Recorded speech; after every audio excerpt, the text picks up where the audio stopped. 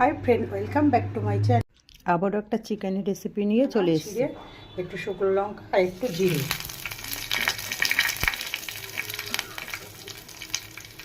আর দেখছি একটু আদা কুচি, আর দেবো পেঁয়াজ আর রসুন,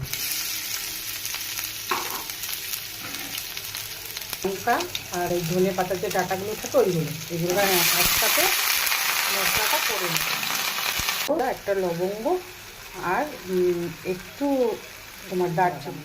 তোমরা কিন্তু এই জায়গায় চিনে বাদামের জায়গায় কাজু বাদামও ইউজ করতে পারো। তো আমার ওই একটু মোটামুটি ভাজা হয়ে গেলেই এটাকে আমি ঠান্ডা করে নিয়ে এটাকে আমি চিকেনটাকে স্বাদ মতো নুন, কাশ্মীরি রেড চিলি পাউডার দিয়ে দেবো, এক মুঠো কাঁচা পেঁয়াজ। তো আমি এটাকে মাখানোটাই কিন্তু এটা নিয়েছিলাম ওই ফ্রাই প্যানটাকে একেবারে মাখিয়ে নিচ্ছে। আর আমি রান্না